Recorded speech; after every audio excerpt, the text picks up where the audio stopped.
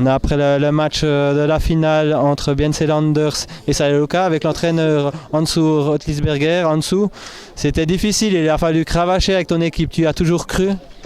Alors effectivement c'est difficile et puis cru bien sûr, si on est en une finale et puis qu'on est mené de 1 et 2 goals puis qu'on n'y croit pas, on a mérité de pas jouer quoi. Donc on y a cru, puis c'était un match extrêmement compliqué, ils sont venus très forts, c'est une belle équipe Lugano.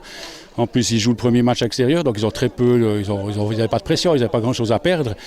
On a vu en quart de finale contre Osmaison, en demi-finale contre Nantes qu'on avait passablement de peine le premier match à la maison. Mais encore une fois, il ne faut pas enlever le crédit à Lugano. Hein. J'entends, ils ont forechecké très fort. Et nous, on n'a pas réussi à sortir des balles propres. On a essayé de mettre des balles au fond, mais c'est eux qui étaient les premiers dessus. Donc c'était extrêmement compliqué. Ouais, un grand match de play-off, très serré, avec des petits détails. Il y a peut-être des choses à corriger. C'est peut-être autant les pénalités que vous accordez et peut-être votre power play, ce qu'on discutait avec Vincent. Oui, effectivement, alors le powerplay, on savait comment eux jouent en box-play, hein, ils sont très agressifs, ils viennent souvent à 2 hauts, on l'a entraîné, l'équipe l'a bien entraîné jeudi, avec des gars qui jouaient le box-play, qui jouaient vraiment le jeu à fond en venant chercher dans notre zone.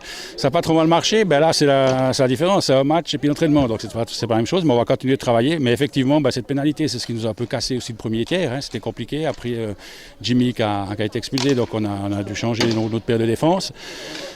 Mais après, je crois que deuxième tiers, on fait au deuxième tiers, mais on aurait mérité mieux, parce qu'on a, je crois, en tout, qu'il y a 4 poteaux, si je ne me trompe pas, 3 ou 4 poteaux, donc on aurait mérité mieux. Mais après, encore une fois, il fallait provoquer la chance, et je pense qu'on a tourné en 2 lignes après le dernier tiers et les prolongations, et puis là, on a réussi à provoquer la chance, parce que même en prolongation, même si le match est chanceux, parce que gagner en prolongation, ça risque chanceux, hein, mais je pense qu'ils ont eu très peu d'occasions en prolongation, puis c'est sûrement mérité quand même.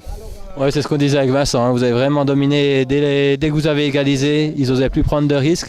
Là, c'est difficile de dire allez essayer de forcer la décision parce qu'on sait toujours que derrière, ça peut être cruel. Alors on a quand même demandé d'aller pousser parce qu'on a vu aussi qu'il venait gentiment fatigué, je ne sais pas si c'était de la fatigue ou s'il commençait à être trop prudent peut-être.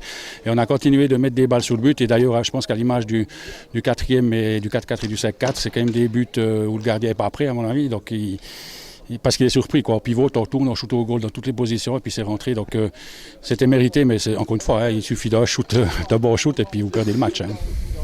Pour l'entraîneur, est-ce qu'il y aura un entraînement spécifique cette semaine pour préparer le déplacement? Est-ce que vous allez partir déjà peut-être un peu plus tôt ou vous allez changer votre mode d'entraînement? Alors on ne va pas partir plus tôt, on va partir samedi matin en quart et puis par contre jeudi soir on va aller s'entraîner à Givisier. D'accord, très bien. On te remercie d'être passé à notre micro et puis on te souhaite bonne fin de soirée et puis à tout bientôt. Ok, merci à toi aussi. Ciao.